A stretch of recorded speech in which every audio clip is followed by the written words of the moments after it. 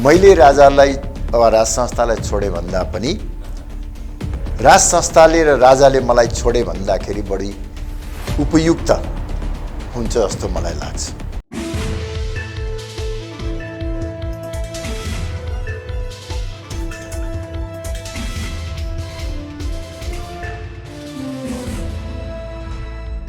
नमस्कार, कार्यक्रम चक्रव्यूहमा यहाँहरू सबैलाई हार्दिक स्वागत गर्दछु।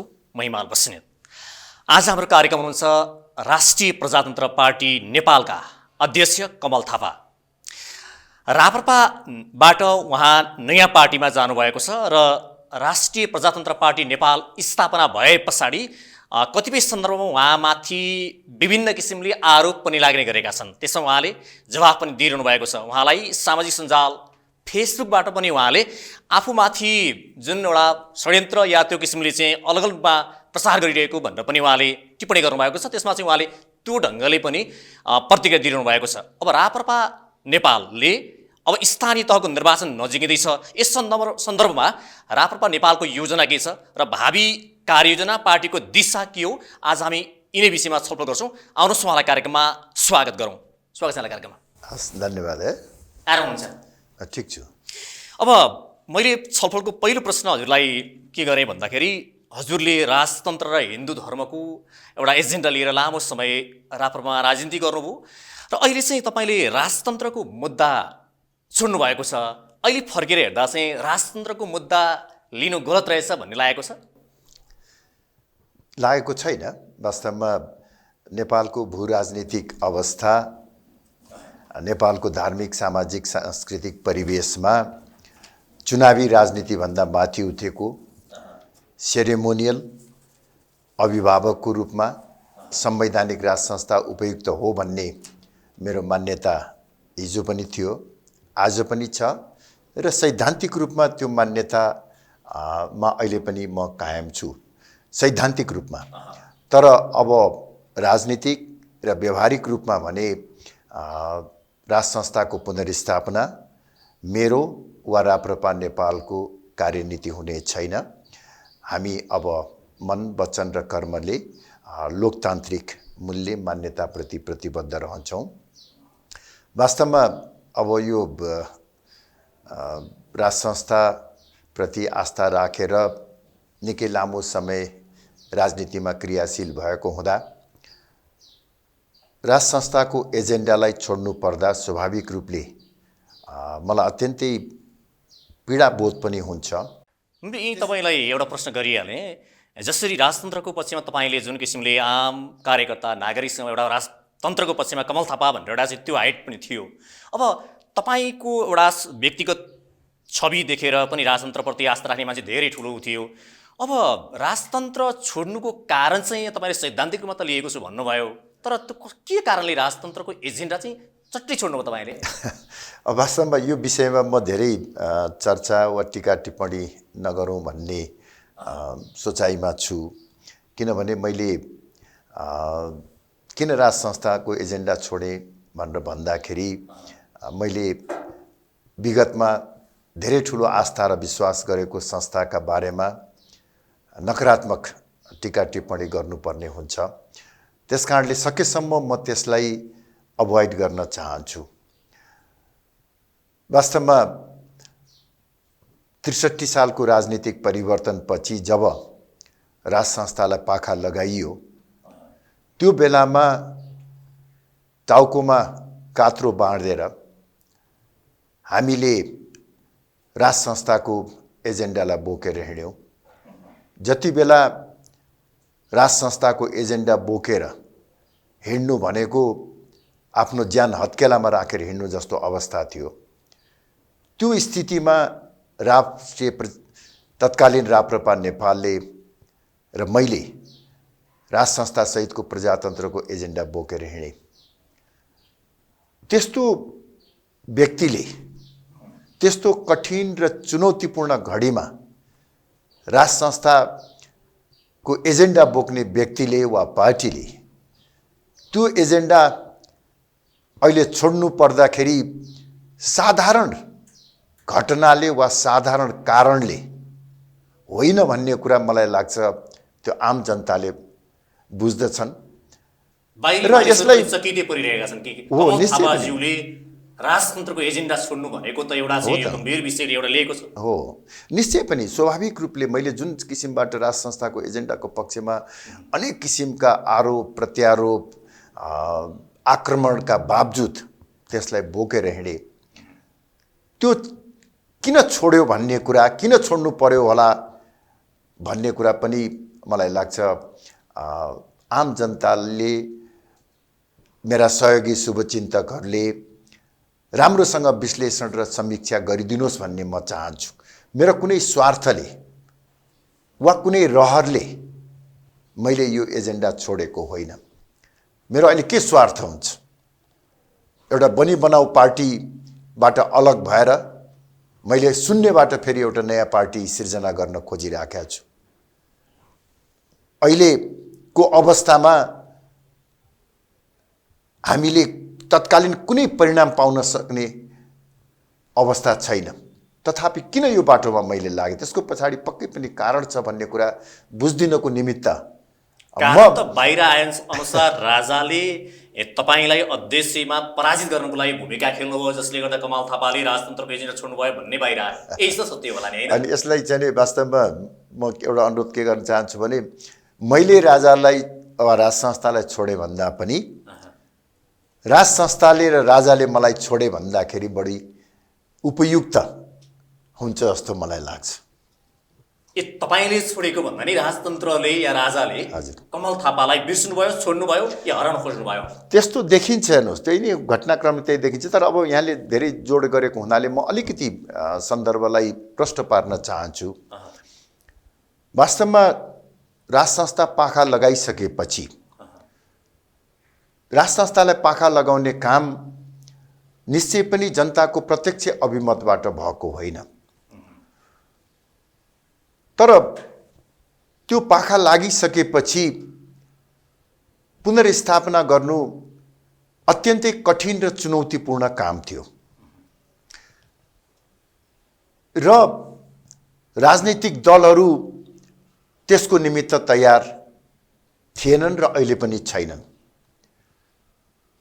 अब यसमा मैले दुःखका साथ भन्नु पर्दछ कि मैले यो 15-16 वर्षको बीचमा राजा वा राज संस्थालाई मुलुकको धरातलीय यथार्थका बारेमा ठिक ढङ्गबाट सम्झाउन बुझाउन सकिन भन्ने मलाई लाग्छ। यो 10-15 वर्षको बीचमा राजाको नाउँमा जति पनि सन्देशहरू आए, जति पनि अभिव्यक्तिहरू आए, त्यो सबैमा पार्टीहरूप्रति विष बमन गरिएको छ। पार्टीहरू असफल भएको, नेताहरू भ्रष्ट भएको, त्यस कारणले गर्दाखेरि राज संस्थाको पुनर्स्थापनाका बारेमा सोचिनु पर्दछ भन्ने ढङ्गबाट राज संस्था र राजाको सचिवालय निर्मल निवासले काम अघि बढाइराखेको छ। वास्तवमा यो ठिक होइन। राजनीतिक पार्टीहरू असफल भएका छन्, नेताहरू भ्रष्ट भएका छन्। एउटा प्रश्न यहीँनिर मैले गरिहालेँ हजुर, जस्तो तपाईँले अहिले पनि भन्नुभयो सैद्धान्तिक रूपमा त मान्छु भन्ने जस्तो कुरा चाहिँ तपाईँबाट आएको थियो। तर अब यो अहिलेको अवस्थामा राजतन्त्र चाहिँ नेपालको लागि राजा या संवैधानिक राजतन्त्र या कार्यकारी राजतन्त्र जे भए पनि राजा आएर देशको विकास हुन्छ, समृद्धि हुन्छ या जनताले भनेअनुसार काम हुन्छ भन्ने विषयमा चाहिँ तपाईँलाई विश्वास नलागेको कि राजासँग कमल थापाको व्यक्तिगत टकरावले गर्दा यो स्थिति आएको? होइन, व्यक्तिगत रूपमा मेरो राजासँग कुनै दुश्मनी पनि होइन, राज संस्थाप्रति मेरो कुनै पूर्वाग्रह पनि होइन। मैले अघि नै भने कि नेपालमा राज संस्था पुनर्स्थापना हुने हो भने नेपाली जनताबाटै हुनुपर्छ। राजनीतिक दलहरूकै सहमति र सहभागितामा हुनुपर्छ। राज संस्था विदेशीहरूले ल्याएर राखिदिने पनि होइन, सेनाले कु गरेर राज संस्थालाई पुनर्स्थापित गर्ने पनि होइन। अनि होइन, सुन्नुहोस् न, म यसलाई चाहिँ अलिकति क्लियर गरौँ। र त्यसको साथसाथै सडकमा 2-4 हजार व्यक्तिहरूले राजा आऊ देश बचाऊ भन्दैमा राज संस्था पुनर्स्थापना हुने होइन। जबसम्म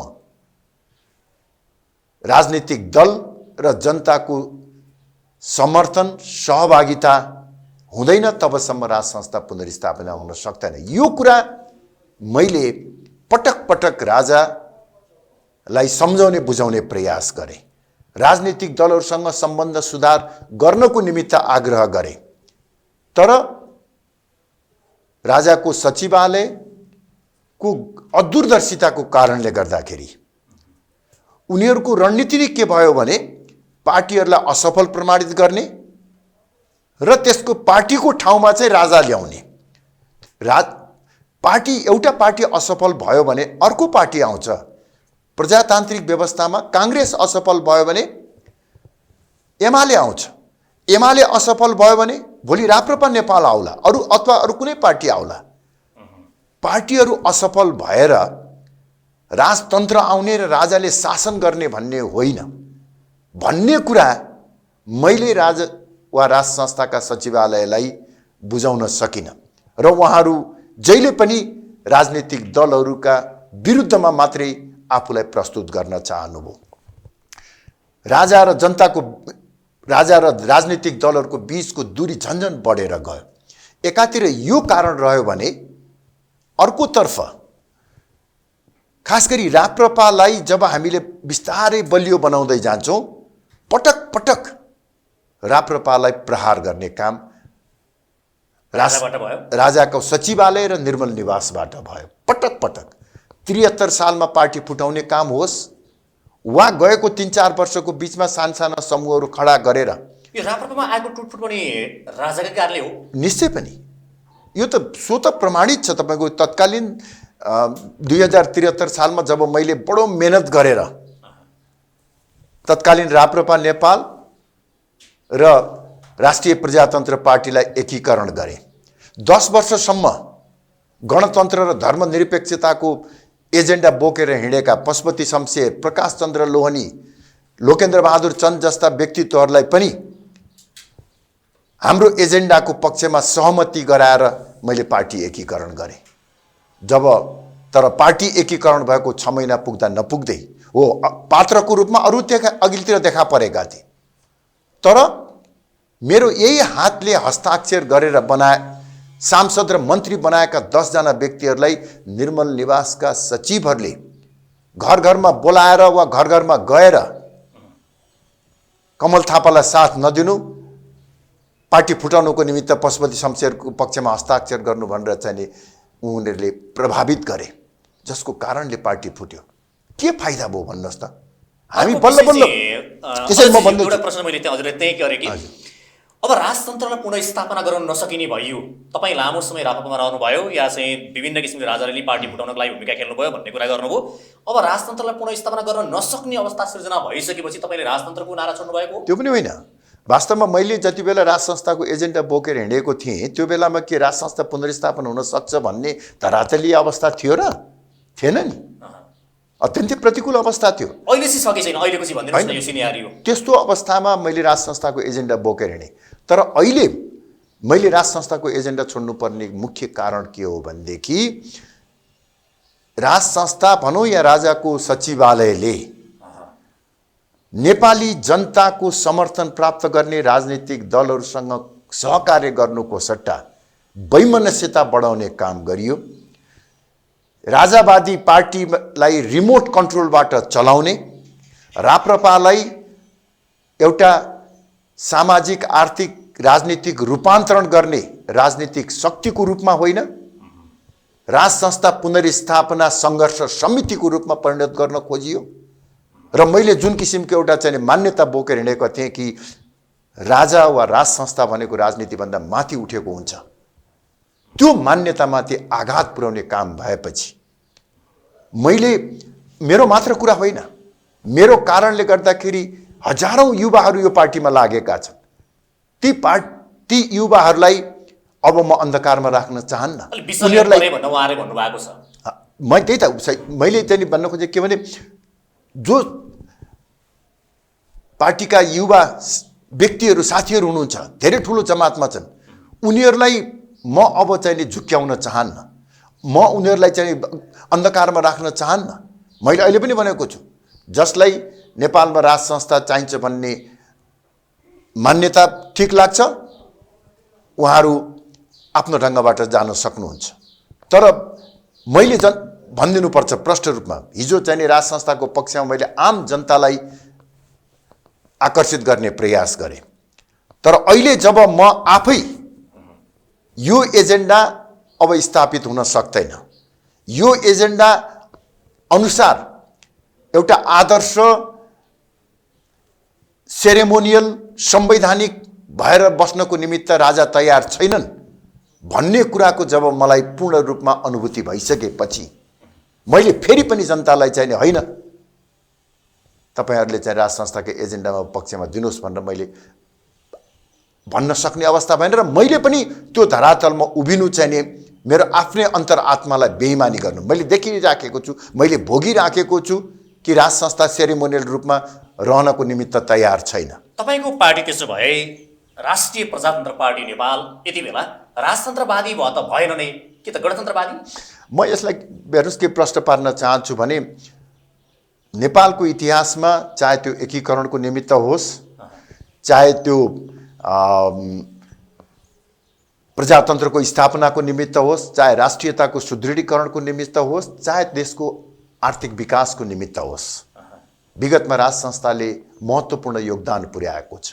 त्यसको हामी उच्च मूल्याङ्कन गर्छौँ र राप्रपा नेपालले राज संस्था प्रति आदर र सम्मान राख्दछ। राप्रपा नेपालले राष्ट्र निर्माता श्री 5 बडा महाराजा धिराज पृथ्वीनारायण शाहलाई आदर्श पुरुषको रूपमा आत्मसात गर्दछ र राष्ट्र निर्माताको दिव्य सन्देशलाई पार्टीको मार्गदर्शक सिद्धान्तको रूपमा ग्रहण गर्दछ। राजतन्त्र चाहिँ मान्ने तर पृथ्वीनारायण शाहलाई मान्ने भन्दा तालमेल मिल्छ यहाँ? होइन, निश्चय पनि मिल्छ, किन हामीले अब राज संस्था पुनर्स्थापनाको एजेन्डा चाहिँ हाम्रो कार्यनीति हुँदैन। विगतमा राज संस्थाले गरेको कार्य र योगदानको हामी सम्मान गर्छौँ। पृथ्वीनारायण शाह जसले यो नेपाली नाम र पहिचान दिनुभयो, उहाँलाई हामी आदर्श पुरुषको रूपमा सम्मान गर्छौँ। उहाँको दिव्य उद्देश्यको सान्दर्भिकता अहिले पनि छ, भोलि पनि रहन्छ। त्यसकारणले हामीले त्यसलाई आफ्नो पार्टीको मार्गदर्शक सिद्धान्तको रूपमा लिएका छौँ। तर आगामी दिनमा चाहिँ अब राप्रपा नेपाल बडो प्रष्ट रूपमा लोकतान्त्रिक हिन्दू राष्ट्र, राष्ट्रियता, समावेशी प्रजातन्त्र, सुशासनको धरातलमा समृद्ध नेपाल निर्माण गर्ने लक्ष्य लिएर अगाडि बढ्दछ। अब तपाईबाट अनुमति मागेर मैले केही प्रश्न तपाईमाथि मान्छेले आक्षेप लाउने केही प्रश्नहरू गर्न चाहेँ। अहिले एकदम राम्रो। कतिपयले के भने कमल थापाज्यूले अहिले राजतन्त्र छोड्नुभयो, भोलि हिन्दू धर्म छोड्नुभयो भने पनि या त्यो एजेन्डा छोड्नुभयो भने पनि आश्चर्य नमान्दा हुन्छ भनेर पनि त्यसरी किसिमको आरोप लगाएको छ। होइन, आरोप लगाउनेले लगाउन सक्छन्, तर के भने हिन्दू धर्म एउटा वैचारिक दार्शनिक मान्यता हो। यो मान्यता स्थापना हुँदाखेरि कुनै पात्र प्रतिनिधिको रूपमा स्थापित हुने होइन, मान्यता स्थापित हुने हो। राज संस्था स्थापना गर्दाखेरि पात्र र प्रतिनिधिहरू स्थापित हुन्थे। त्यो पात्र र प्रतिनिधिहरूको स्वभाव, चरित्र, भूमिकाका बारेमा प्रश्न चिन्ह उठ्न सक्थ्यो। तर सनातन धर्म, संस्कृति र परम्परा एउटा मान्यता हो, एउटा दर्शन हो। त्यो दर्शन स्थापना हुँदाखेरि मलाई लाग्दछ हामीले कुनै किसिमको असहज परिस्थिति महसुस गर्नुपर्ने आवश्यकता पर्दैन। र यो पनि म त यहाँलाई निवेदन गर्न चाहन्छु कि 2063 सालमा जब हामीले राप्रपा नेपाल स्थापना गरेका थियौँ, त्यो बेलामा हामीले सनातन धर्म, संस्कृति र परम्पराको धरातलमा प्रजातान्त्रिक मान्यता अनुरूप सुशासनको माध्यमबाट देशको आर्थिक विकास गर्ने विचार बोकेर हिँडेका थियौँ। यो समग्र विचारमा राज संस्था एउटा कम्पोनेन्ट मात्र हो। त्यो एउटा कम्पोनेन्ट कमजोर हुँदैमा हामीले समग्र आफ्नो विचार र दर्शनलाई परित्याग गर्नुपर्ने आवश्यकता छैन। र जब राप्रपा केवल राज संस्था पुनर्स्थापना सङ्घर्ष समितिको रूपमा मात्रै परिणत हुन सक्ने सम्भावना देखियो, जब राप्रपाले हिन्दू राष्ट्रलाई केवल भोट प्राप्त गर्ने एउटा मान्यताको रूपमा मात्रै प्रयोग गर्न सक्ने खतरा देखियो। त्यो स्थितिमा हामीले आफ्नो वैचारिक दर्शनको संरक्षणको निमित्त पनि नयाँ ढङ्गबाट अघि बढ्नुपर्ने स्थिति आयो। र म यहाँलाई के भन्दछु भने, मैले अघि पनि भनेको छु, केही निश्चित कारणले गर्दाखेरि हामीले राज संस्थाको एजेन्डालाई छोडेका हौँ र अझ यसमा चाहिँ अझ प्रकारान्तरले भन्ने हो भनेदेखि त हामीले भन्दा पनि राजाले हामीलाई छोड्न बाध्य तुल्याएका हुन्। अर्को थरीले अब तपाईँलाई आरोपै धेरै लगायो भन्नु होला, तर अर्को थरीले फेरि के भनेछन् भने तपाईँले गीताको कसम खाएर जस्तो राप्रपा फुटाउँदिन भनेर तपाईँले दिएको अभिव्यक्ति र पछाडि तपाईँले चाहिँ राजा गाई र हिन्दू धर्मको हुर्मत लिनुभयो कमल थापाले भनेर चाहिँ यो आरोप पनि लगाए। कस्तो लाग्छ सुन्दा? होइन, तपाईँले के मैले राप्रपा फुटाएर फुटायो भन्दा नि अब पार्टीबाट छोडेर जानुभयो भन्ने सन्दर्भमा त्यसरी मैले तपाईँको के भने जिन्दगीभर राप्रपामा सैद्धान्तिक विचलन आए पनि, त्यो गलत बाटोबाट अघि बढे पनि, त्यहाँ विकृति र विसङ्गतिहरू देखिए पनि म लाचार, अपमानित, अपविहित भएर एउटा कुनामा बसिराख्छु भनेर कसम खाएको थिएँ र मैले राप्रपा फुटाउँदिनँ भनेको थिएँ। मैले फुटाइनँ। म त यहाँलाई जानकारी नै छ, लाक्पा शेर्पाले निर्वाचन आयोगमा दर्ता गरेको राप्रपा नेपालमा प्रवेश गरेको मात्र हो र सौभाग्यवश त्यो राप्रपा नेपाल मेरो विरासत थियो, हाम्रो विरासत थियो। 63 सालको सङ्घर्षपूर्ण क्षणमा हामीले गौरवपूर्ण ढङ्गबाट त्यो पार्टीको स्थापना गरेका थियौँ। पछिल्लो कालखण्डमा लाक्पाजीलाई मैले स्थापित गर्नु भनेको होइन, तर उहाँले जब म राप्रपामा अपमानित भएँ, मैले पार्टी छोडेको पनि थिइनँ, उहाँले एक दिन मखा आएर भन्नुभयो, तपाईँलाई जुन ढङ्गबाट राप्रपामा अहिले अपमानित गरिएको छ, जसको विचार बोकेर, जसको एजेन्डा बोकेर, जसले तयार गरेको झन्डा बोकेर, जसले तयार गरेको गीत बोकेर राप्रपा बनेको छ, त्यही पार्टीमा आज तपाईँलाई अपमानित गरिएको, तपाईँलाई उभिने ठाउँ दिएको छैन। यस्तो दिन आइपर्यो भने तपाईँलाई काम लाग्छ भनेर मैले राप्रपा नेपाललाई निरन्तरता दिएर राखेको थिएँ। यो तपाईँको नासो हो, लिनुहोस् भनेर उहाँले भनेपछि म अत्यन्तै भावविह्वल भएँ। एकातिर मलाई निकाल्न खोजिएको छ, मेरो केही समस्या आइपर्छ पार्टीभित्र, मलाई त्यो नजरले या त्यो दृष्टिले हेर्छन् कि भन्ने आकलन चाहिँ तपाईँले गर्नुभएको रहेछ? होइन, थिएन। मैले कहिले पनि जीवनभरमा कहिले पनि यस अघि चाहिँ त्यस्तो किसिमको अवस्था आउँछ भन्ने सोचेकै थिएन, पटक्कै सोचेको पनि थिएन कि मलाई यसरी राप्रपामा अपमानित गरिनेछ, मलाई त्यहाँ मेरो राजनैतिक जीवन नै समाप्त पार्ने ढङ्गबाट कार्य गरिनेछ, मेरो चरित्र हत्या गरिनेछ भन्ने मैले जिन्दगीभर कहिले पनि यस अघि सोचेको थिएन।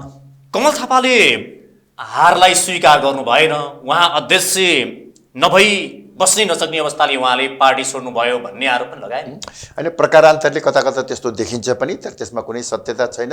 हारलाई सहज रूपमा स्वीकार गर्न सक्ने क्षमता र चरित्र भएको व्यक्ति हुँ म, चाहे खेलकुदको कारणले होस्, चाहे राजनीतिमा पनि धेरै पटक हारे र उठेको कारणले गर्दाखेरि होस्। यो हार जितको प्रश्न होइन, यो सिद्धान्तको अस्तित्वको प्रश्न हो। मेरो राजनीतिक जीवनको एउटा महत्त्वपूर्ण अस्तित्व रक्षाको प्रश्न हो। त्यस कारणले गर्दाखेरि हामीले यो कठिन र चुनौतीपूर्ण बाटोबाट हिँड्न चाहिँ बाध्य भएका हौँ। यसमा हार जितको केही छैन। म ती रहँदाखेरि नै मैले आवाज उठाएको हो नि। मैले त राप्रपाको अध्यक्षलाई औपचारिक रूपमा पत्र लेखेर निर्मल निवासले गरेको हस्तक्षेपको भर्त्सना गर्नुहोस्, भविष्यमा यस्ता हस्तक्षेप हुन दिने छैनौँ भन्ने प्रतिबद्धता व्यक्त गर्नुहोस्। म राप्रपाको एउटा साधारण सदस्य भएर पनि बस्न तयार छु।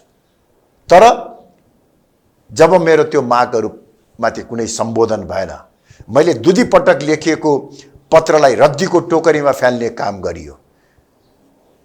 केन्द्रीय कार्य समितिको मनोनयन पदाधिकारीको मनोनयन गर्दा म र मसँग नगिज भएका साथीहरूलाई पाखा लगाउने काम गरियो।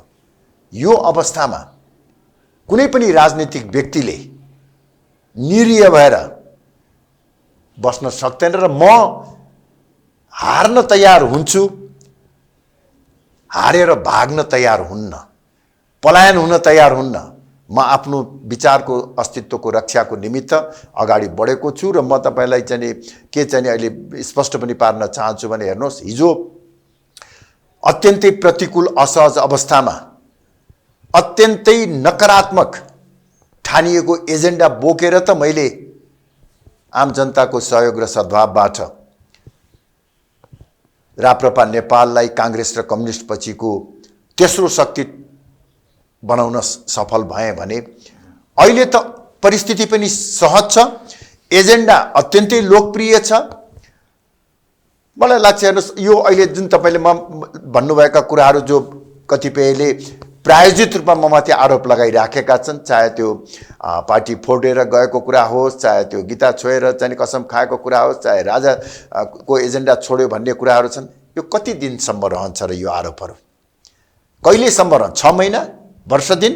जब जनताले सत्य तथ्य कुरा बुझ्दछन् र म जनताको माझमा गएर भन्दछु, तपाईँहरूले हिजो किन मरेको सिनो बोकेर आयो, किन चाहिँ जनताले फ्याँकेको चाहिँ संस्थालाई बोकेर आयो भन्दाखेरि मैले तपाईँहरूलाई सकेसम्म सम्झाउने प्रयास गरेँ। त्यति बेला म गलत रहेछु भन्ने, त्यति बेलाको गलत भन्दा पनि के भन्दै म आत्मालोचना गर्न चाहन्छु कि मैले यो 16 वर्षको बीचमा राजा र राज संस्थालाई देशको धरातलीय अवस्थाको बारेमा चित्त बुझाउन सकिनँ। राजा र राज संस्थालाई सेरेमोनियल रूपमा संवैधानिक रूपमा बस्नको निमित्त हामी तयार छौँ भन्ने बारेमा चित्त बुझाउन सकिनँ। राजा र राज संस्थालाई अहिले पनि निर्मल निवासले दलहरूको, प्रजातन्त्रको र जनताको सर्वोच्चताको विपक्षमा रहेको संस्थाको रूपमा चाहिँ प्रस्तुत गरिराख्नु भएको छ। यो गलत काम हो। हेर्नुहोस्, एउटा विषय मैले हजुरलाई उठाइहालेँ। अहिले तपाईँले भन्नुभयो तपाईँको कार्यकालमा राप्रपामा तपाईँ हुँदाखेरि पार्टीलाई तेस्रो नम्बरमा पुर्याउनु भयो, तर पछाडि तपाईँमाथि लाग्ने अर्को चाहिँ आरोपकै विषय कुरा गरेँ। अब तपाईँ एउटा राजाको एजेन्डा, राजतन्त्र र हिन्दू धर्मको एजेन्डा लिएर गणतन्त्रवादीहरूसँग एउटा चाहिँ गला मिलाउन जानले गर्दा पार्टीको भविष्य अन्धकारतर्फ गयो, त्यसको कारण तपाईँ आफै हुनुहुन्छ भनेर भन्नेहरूको पनि एउटा जमात छ यहाँ। होइन, ठिक छ। अब उहाँहरूलाई स्वीकार गर्न तयार हुनुहुन्छ? होइन, स्वीकार अस्वीकार गर्ने कुराहरू भन्दा पनि एउटा प्रश्न कुरो चाहिँ के हो भने, जब हामीले आफ्नो एजेन्डा संविधानमा स्थापित गर्न सकेनौँ, गर्न सक्ने धरातलीय यथार्थ थिएन। 601 जनाको संविधान सभामा हामी 25 जना थियौँ। सङ्ख्याको कारणले गर्दाखेरि पनि हामीले आफ्नो एजेन्डा स्थापित गर्न सक्ने अवस्था थिएन। यद्यपि संविधान सभामा गएर हामीले महत्त्वपूर्ण उपलब्धिहरू हासिल गरेका छौँ।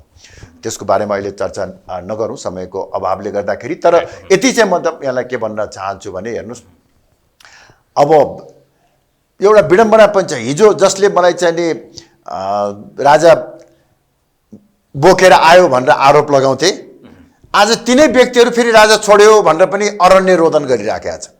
अब यो पनि बडो विचित्र, करिब करिब त्यस्तै छ नि। हेर्नुहोस्, अब हिजो चाहिँ नि हामीले राज संस्थाको एजेन्डा बोकेर जाँदाखेरि जुन आरोप लगाउँथे, अहिले छोडेर जाँदाखेरि पनि त्योभन्दा कडा कडा आरोप लगाउने पनि मैले देखेको छु। हेर्नुहोस्, अब ती सबै कुराहरू छोडेर हेर्नुहोस्, ठिक छ, अब राष्ट्रिय प्रजातन्त्र पार्टी छ, त्यो राष्ट्रिय प्रजातन्त्र पार्टीले राज संस्थाको पुनर्स्थापना गर्ने एजेन्डा बोकेर हिँडेको छ। 6 महिनाभित्रमा राज संस्थालाई पुनर्स्थापना गराउँछु भनेर त्यसका नेताहरूले ठाउँ ठाउँमा भाषण गर्दै हिँड्नु भएको छ। आन्दोलनको आँधी बेरी र हुरी बतास ल्याउँछु भनेर भन्नुभएको छ। ठिक छ, मैले त सकिनँ। राजेन्द्र लिङ्गदेले भन्नुभएको छ, हजुर जस्तै कमल थापाले राप्रपा छोडेपछि राप्रपा झन् बलियो भएर गएको छ अहिले भनेर त राजेन्द्र लिङ्गदेले भन्नुभएको छ। होइन, ठिक छ, मेरो उहाँहरूलाई शुभकामना छ। यदि चाहिँ मैले छोडेर जाँदाखेरि राप्रपालाई बलियो भएको छ भनेदेखि त पक्कै पनि उहाँहरू खुसी हुनुभएको होला। उहाँहरूलाई मेरो शुभकामना छ, बधाई छ। अब राम्रो चाहिँ फाइदा भएको छ भने त्यो फाइदाको प्रयोग गर्नुहोस्, राज संस्थालाई पुनर्स्थापित गर्नुहोस्। मेरो उहाँहरूलाई शुभकामना छ जहिले पनि।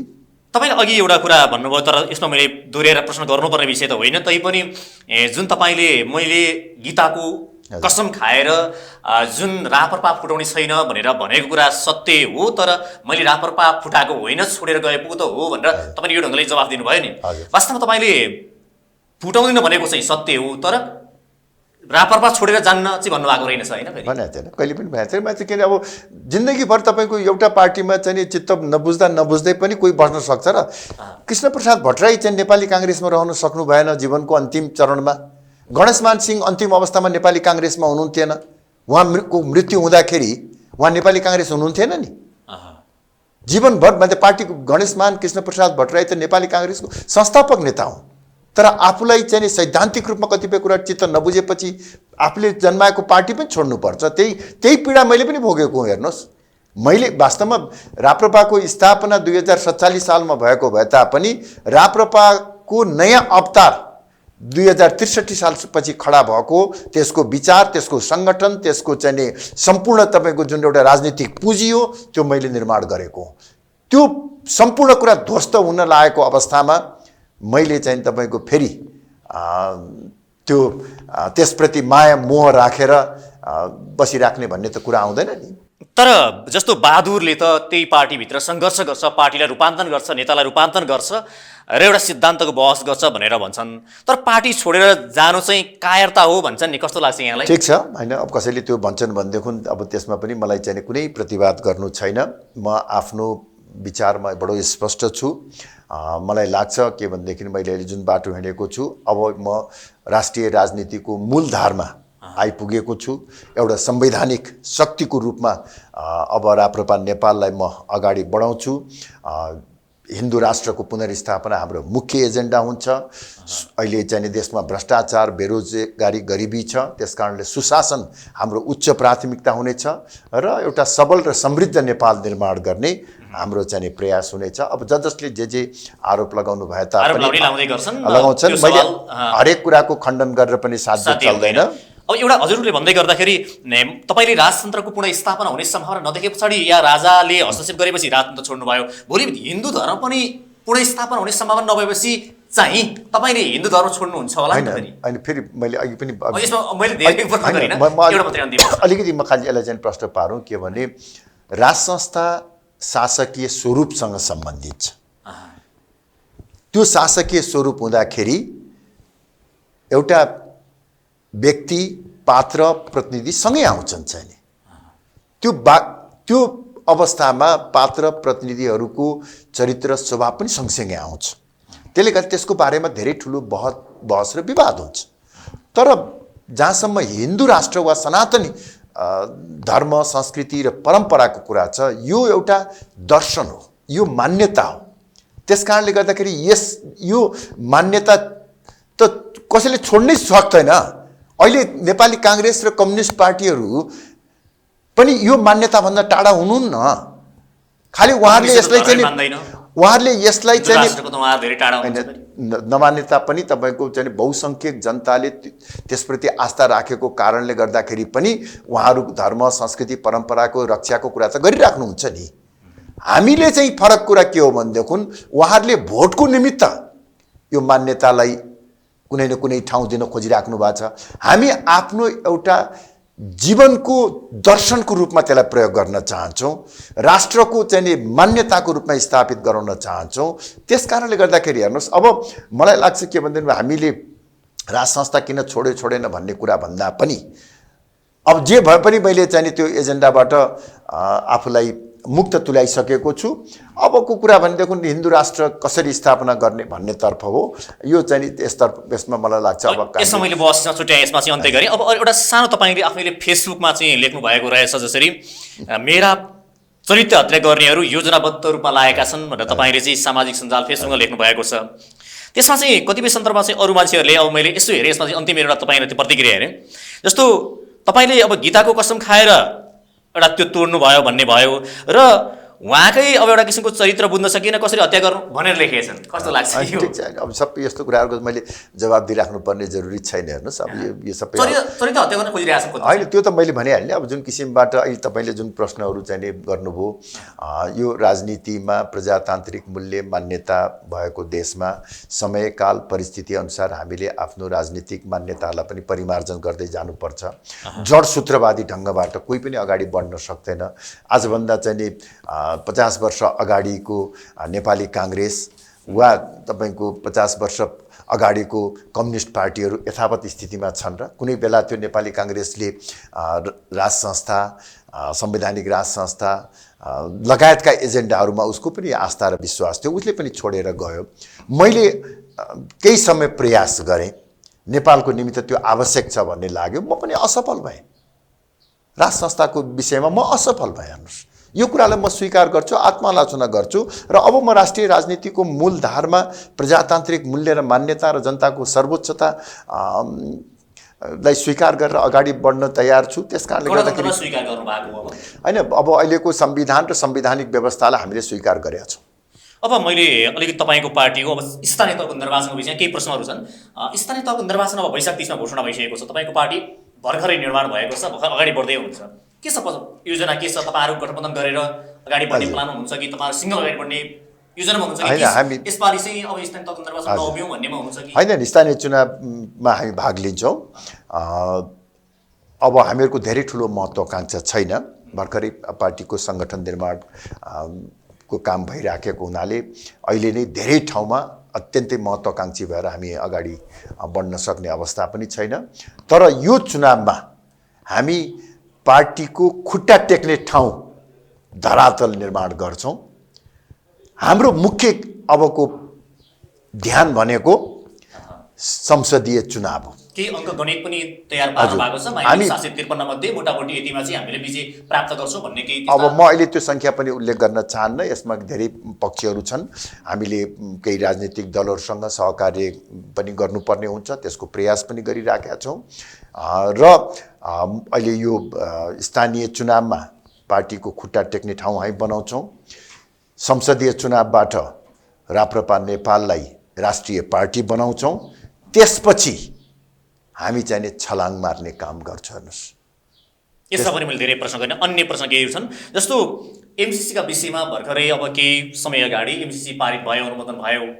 त्यस सवालमा चाहिँ 12 बुँदे व्याख्यात्मक घोषणासहित चाहिँ हामीले राष्ट्रघाती राष्ट्रवादी बनाएर चाहिँ हामीले अनुमोदन गरायौँ भनेर चाहिँ अहिले सत्ता घटक दलहरूले भनिरहनु भएको छ। के छ, कस्तो लाग्छ यहाँलाई? यो ठिक छ? होइन, मलाई लाग्छ यो 12 बुँदे व्याख्या भनेको यो लाज ढाक्ने टालो हो। तर यसले न मुख ढाक्न सक्छ, न अरू कुनै लाज नै ढाक्न सक्दछ। यो केवल एउटा आत्मरति गर्ने बहाना मात्र हो। पारित भएको सम्झौता हो यो। चाहिँ घोषणा त चाहिँ नेपालको निमित्त हो नि। जुन कुरो अमेरिकासँग त्यसले केही सम्बन्ध राख्दैन। त्यो नेपाली जनमानसको आँखामा छारो हाल्नको निमित्त गरिएको काम मात्र हो। त्यसकारणले यो व्याख्यात्मक टिप्पणी आत्मरति गर्ने विषय मात्र हो। यसमा अर्को एउटा अन्तिम मात्रै प्रश्न गरे, दुईटा मात्रै प्रश्न छन् यसमा तपाईँलाई। जस्तो काङ्ग्रेसका महामन्त्री गगन थापाले पनि यदि जुन जनताले उठाएका भ्रम या त्यो किसिमका चाहिँ प्रश्नहरू या आशंकाहरू यदि एमसिसीले यहाँ लागू गर्यो भने मलाई चारपाटा मुडेर थानकोट कटाइदिनु भनेर उहाँले त्यसरी बोल्नु भएको छ। त्यसो भने त्यो 12 बुँदे व्याख्या त घोषणा केही माने छैन, त्यसको केही माने छैन। वास्तवमा तपाईँको के भनेदेखि जुन व्याख्या विश्लेषण उहाँहरूले चाहिँ टीका टिप्पणी घोषणा गर्नुभएको छ त्यो बारेमा त उहिले नै एमसिसीले क्लियर गरिसकेको विषय हो। हेर्नुहोस्, त्यसकारण गगन थापाजीलाई यो प्रश्न थाहा छ कि त्यो व्याख्यात्मक घोषणामा त्यो लेख्ने आवश्यकै थिएन। त्यो त केवल चाहिँ माओवादी र माधव नेपालजीलाई एउटा चाहिँ त्यो लाज ढाक्नको निमित्त गगन थापाजी र नेपाली काङ्ग्रेसले दिएको वस्त्र मात्र हो। त्यसकारणले गर्दा त्यो त त्यहाँ अब गगन थापाजीले जुन कुरा भन्नुभएको छ त्यो अनुसारको स्थिति यहाँ आउँदैन, त्यो उहाँलाई थाहा छ। त्यसकारणले गर्दाखेरि उहाँले बडो चाहिँ दृढताका साथ भन्नुभएको छ। वास्तवमा एमसिसी लागू भएर नेपालमा अमेरिकी सेना आउने पनि होइन, नेपाल चाहिँ इन्डो चाहिँ पेसिफिक रणनीतिको भाग हुने पनि होइन। यो त जम्मै तपाईँको अब एउटा नियोजित स्वार्थको निमित्त गरिएको प्रोपोगन्डा थियो। अब जसले त्यो प्रोपोगन्डा गरे उनीहरूलाई लाज ढाक्न के दिने त? केही दिनु पर्यो भनेर नेपाली काङ्ग्रेसले यो चाहिँ नि लाज ढाक्ने एउटा चाहिँ नि टालो दिएको टालो दिएको, त्यति मात्र, अरू त्यसको केही मात्र। त्यो व्याख्यात्मक घोषणासहित 12 बुँदे व्याख्यात्मक घोषणासहित पारित गर्न आवश्यक थिएन, एमसीसी यही बुँदासहित पास गर्न गरे खास फरक फरक पर्दैन, केही पनि फरक पर्दैन। तपाईँहरूको पार्टी या तपाईँ त्यही पछिमा हुनुहुन्थ्यो। हजुर ठिक छ। यसमा पनि अब मैले अलिकति जुन तपाईँकै पार्टीको बारेमा कुराकानी गर्दाखेरि र अब कतिपय सन्दर्भमा के भन्छन् भने जुन जोगी आए नि कहाँ नै सिरेका भन्ने एउटा नेपाली भनाइ निकै चर्चित भनाइ पनि छ। तपाईँको पार्टीले नेपाली राजनीतिमा तपाईँ अर्को पार्टी खोलेपछि त्यस्तो के नयाँ हुन्छ भनेर जनताले अपेक्षा गर्दैन? होइन, नयाँ चाहिँ नि सबभन्दा मुख्य कुरो के हो भनेदेखि नेपाल हिन्दू राष्ट्र हुनुपर्छ भन्ने बहुसङ्ख्यक जनताको चाहना छ। विगतमा हामीले दुईटा एजेन्डा बोकेर मुख्य रूपले भनौँ न गएका थियौँ। एउटा हिन्दू राष्ट्रको एजेन्डाको पक्षमा बहुसङ्ख्यक जनता भए तापनि हामीलाई जनताले के भन्थ्यो भनेदेखि तपाईँहरूको हिन्दू राष्ट्रको पक्षमा चाहिँ हामी छौँ, तर सँगसँगै यो राज संस्थालाई पनि बोकेर आउनुभएको छ, त्यस कारणले तपाईँलाई भोट दिन सक्दैनौँ भन्नुहुन्थ्यो। हेर्नुहोस्, त्यस कारणले अहिले जनतालाई अझिलो पर्ने त्यो एजेन्डा हामीले स्थगित गऱ्यौँ, गौड गऱ्यौँ, त्यो ओझेलमा छ हाम्रो। त्यस कारणले गर्दाखेरि जुन बहुसङ्ख्यक जनताले चाहेको हिन्दू राष्ट्रको स्थापनाको एजेन्डा हामीले बोकेर गएका छौँ र अब नेपाललाई हिन्दू राष्ट्र बनाउन चाहने बहुसङ्ख्यक नेपाली जनताले भोट हाल्ने पार्टी पाएका छन्। पहिलोपटक, पहिले पनि हिन्दू राष्ट्रको थियो तर राजाको कारणले गर्दाखेरि हामीलाई भोट हाल्न गाह्रो पर्थ्यो, तर अब राज संस्थाको एजेन्डा हटिसकेपछि हिन्दू राष्ट्र चाहनेहरूले अब खुला भएर हाम्रो अब चाहिँ नि गणतन्त्र पक्षमा रहेकाहरूले खुला रूपमा चाहिँ हामीलाई तपाईँले साथ छोडिदिनु भएको छ नि त, हिन्दू राष्ट्र र राजा सँगसँगै एउटै दृष्टान्तको ढङ्गले तपाईँले साथ छोडिदिनु भयो फेरि त्यहाँ अलिकति। अनि त्यो त मैले पहिलेदेखि भन्दै आइरहेको छु, यो फरक फरक मान्यता हो। एउटा चाहिँ नि अघि पनि भनिसकेको छु, एउटा शासकीय स्वरूपसँग सम्बन्धित छ, एउटा चाहिँ जीवन दर्शन। हिन्दू राष्ट्र त्यो होइन, त्यो फरक छ, त्यो फरक छ। त्यस कारणले यसको साथसाथै तपाईँको अहिलेको सबैभन्दा चाहिँ नि महत्त्वपूर्ण जल्दो बल्दो समस्या भने भ्रष्टाचार। धेरै ठुल्ठुला भ्रष्टाचारका काण्डहरू भएका छन्। बेरोजगारी समस्या, 40 लाखभन्दा बढी नेपाली युवाहरू विदेश पलायन हुन बाध्य भएका छन्। धर्म परिवर्तन एउटा महारोगको रूपमा देखिएको छ। अब यी समस्याहरू समाधान गर्नको निमित्त अहिलेका प्रमुख राजनीतिक दलहरूबाट सम्भव छैन, किनभने उहाँहरूले नै यो समस्या सिर्जना गर्नुभएको हो। चाहे भ्रष्टाचारका ठुल्ठुला काण्ड भन्नुहोस्, चाहे विदेशमा चाहिँ नि पलायन हुन बाध्य हुने आर्थिक नीति भन्नुहोस्, वा धर्म परिवर्तनको निमित्त अनुकूल वातावरण सिर्जना गर्ने कामहरू। त्यस कारणले यो समस्याबाट मुक्त तुल्याउन सक्ने विकल्प र शक्ति जनताले खोजेको छ। अहिले सानो देखिएको छ, तर कालान्तरमा यही राप्रपा नेपाल नै त्यो शक्ति हुनेछ जसले नेपाललाई हिन्दू राष्ट्र बनाउनेछ र लोकतान्त्रिक हिन्दू राष्ट्रको धरातलमा सुशासनको माध्यमबाट एउटा समृद्ध नेपाल निर्माण गर्ने शक्ति कालान्तरमा राप्रपा नेपाल हुन्छ। म यहाँलाई एउटा सानो अन्तिममा जोड्न चाहन्छु। जसरी भारतमा सन् 1998 सम्म भारतीय जनता पार्टीको जम्मा संसदमा, भारतीय संसदमा 2वटा सिट थियो। आज भारतीय जनता पार्टीले भारतको राष्ट्रिय राजनीतिमा आफ्नो वर्चस्व स्थापित गरेको छ। पाकिस्तानमा इमरान खानको पार्टी केही वर्ष अगाडि एउटा मात्र संसदमा सिट थियो, तर अहिले आमिर खानको चाहिँ इमरान खानको पार्टी ले पाकिस्तानमा राज्य सञ्चालन गरिराखेको छ। असम्भव केही छैन। यदि हो, अघि तपाईँले भने जस्तै के भने म प्रति अहिले जनताको विश्वसनीयता घटेको छ। कमल थापाले धोका दिन्छ कि, कमल थापा सत्ता केन्द्रित भएर जान्छ कि, उपप्रधानमन्त्री पाउने बित्तिकै दौडिहाल्छ कि भन्ने विभिन्न कारणले गर्दाखेरि जनतामा त्यो परेको छ। त्यसलाई म स्वीकार गर्छु, तर जुन दिन मैले जनतालाई यो विश्वास दिलाउन सक्छु कि कमल थापाले हिजोका दिनमा गल्ती गरेको भए तापनि अहिले माफी मागेको छ, एकपटक गल्तीको माफी दिनुपर्छ भन्ने जब जनतालाई मैले चित्त बुझाउन सक्छु, मलाई लाग्छ त्यसपछि राप्रपा नेपालको गतिलाई कसैले रोक्न सक्दैन। यसमा एउटा प्रश्न के रह्यो भने नेपालको राष्ट्रिय राजनीतिमा यति बेला तपाईँको व्यक्तिगत रूपमा भन्दा नि अब तपाईँ उमेरको हिसाबले पनि अब कति गर्नु मलाई त ठ्याक्कै त थाहा छैन, तैपनि अब तपाईँ एउटा सल्लाहकार भएर बस्ने बेला को ढङ्गले कसैले विशेष पनि गर्दा रहेछन्। यो बेलामा तपाईँले नयाँ पार्टीको जन्म दिनुभयो। राष्ट्रिय राजनीतिमा कमल थापाको अझै आवश्यकता छ भन्ने पुष्टि गर्नुपर्ने तपाईँलाई त्यो बेला हो, त्यो आवश्यकता तपाईँले देख्नु भएको हो? होइन, राप्रपामा सैद्धान्तिक विचलन नआएको भए राप्रपालाई निर्मल निवासले राज संस्था पुनर्स्थापनाको निमित्त सङ्घर्ष समितिको रूपमा परिणत गर्न नचाहेको भए, निर्मल निवासले राप्रपालाई रिमोट कन्ट्रोलबाट चलाउने धृष्टता नगरेको भए र राप्रपा नेपालमा मेरो विचारधारा अपमानित र अलपत्र नपरेको भए मैले सल्लाहकार भएर बस्दा हुन्थ्यो, राजी खुसी साथ बस्थे। तपाईँको मैले राजेन्द्र लिङ्गदेनसँग पछिल्लो पटक भेट हुँदाखेरि मैले भनेको थिएँ, कतिपयलाई मलाई भन्थे तपाईँ पार्टीमा आएर उभिनुभयो भने मात्र पनि 2/3 भन्दा बढी बहुमत तपाईँको पक्षमा हुन्छ, राजेन्द्र लिङ्गदेनले केही गर्न सक्दैन, तपाईँको पक्षमा सब हुन्छन् भन्थे। मैले राजेन्द्र लिङ्गदेनलाई भने म पार्टीमा क्रियाशील हुने भनेको तपाईँलाई असफल बनाउनको निमित्त होइन। तपाईँ असफल हुनु भने राप्रपा असफल हुन्छ, राप्रपा असफल भने म पनि असफल हुन्छु। त्यस कारणले मैले त्यहाँनिर पार्टीमा सक्रिय हुने भनेको तपाईँलाई सफल बनाउनुको निमित्त हो। तपाईँलाई त मैले भोलिको दिनमा राप्रपाको नेतृत्व लिने एउटा उत्तराधिकारीको रूपमा चाहिँ तयार गरेको, भलै तपाईँ अर्को बाटोबाट आउनुभयो, आखिर परिणाम त त्यही भयो, मलाई केही आपत्ति छैन। केवल एउटा प्याराग्राफको वक्तव्य दिनुहोस् कि राप्रपा स्वतन्त्र र स्वाभिमानी पार्टी हो, निर्मल निवासको रिमोट कन्ट्रोलबाट चल्दैन, कसैको हस्तक्षेप सहन सक्दैन भन्ने एक प्याराग्राफको वक्तव्य दिनुहोस्, म सक्रिय हुन्छु भनेर मैले भनेको थिएँ। तर दुर्भाग्यवश त्यो हुन सकेन र तपाईँले अघि भने जस्तै अहिले त म 66 वर्ष पुरा गरेँ। यो उमेरमा मैले फेरि एकपटक जिम्मेवारी वहन गर्नु परेको छ। मलाई पुरा आत्मविश्वास छ म सफल हुन्छु, शारीरिक रूपमा, मानसिक रूपमा, बौद्धिक रूपमा, राजनीतिक रूपमा म अझै सक्रिय हुन सक्छु भन्ने मलाई लाग्छ। बडो महत्त्वपूर्ण विषय तपाईँले व्यक्त गर्नुभयो।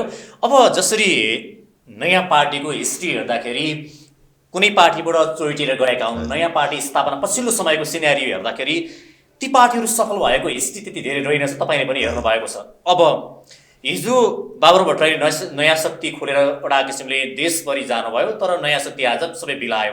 अन्य अहिले यो विवेकशील साझा पार्टी आए, यिनीहरू पनि टुटपुटको राजनीतिमा लागेका छन्। तपाईँको पार्टी के त्यस्तो चमत्कार गर्ला कि जनताले विश्वास गर्ने ढङ्गबाट कमल थापाले, अब हुन त तपाईँले कतिपय सन्दर्भमा टेस्टेड भन्छन् होइन, अब त्यो ढङ्गले, अब मैले शब्द त्यो त उच्चारण गर्दिनँ, फेलियर पनि भनेर कतिले भन्छन्, अब त्यो मैले शब्द उच्चारण गर्दिनँ, तैपनि के त्यस्तो चमत्कार हुन्छ भनेर आशा गर्ने? अन्तिम पहिलो कुरा, मैले पार्टी फुटाएको होइन भन्ने कुरा फेरि पनि दोहोऱ्याउन चाहन्छु, यो नयाँ सिर्जना नै हो एक। दोस्रो कुरा, तपाईँले नयाँ पार्टी वा फुटेर आएका पार्टीहरू सबै असफल भएका छन् भनेर भन्नुभयो, त्यो धेरै हदमा सत्य छ, तर एउटा अपवाद छ। त्यो अपवाद भनेको कमल थापाले नेतृत्व गरेको राप्रपा नेपाल, राप्रपाबाट अलग भएर खडा गरेको राप्रपा नेपाललाई आफ्नो प्यारेन्ट, आफ्नो माउ पार्टी भन्दा दोब्बर ठुलो बनाउने काम 2070 सालको संविधान सभाको चुनावमा मैले र राप्रपा नेपालले गरेको इतिहास छ। करिब 50 वर्ष भयो मैले राजनीतिक रूपमा चाहिँ क्रियाशील भएको। राजनीतिक रूपमा म धेरै पटक विवादमा परेको छु, धेरै पटक एउटा अदर साइड अफ द फेन्स भन्छन् नि, राजनीतिको अर्को साइडमा परेको छु म।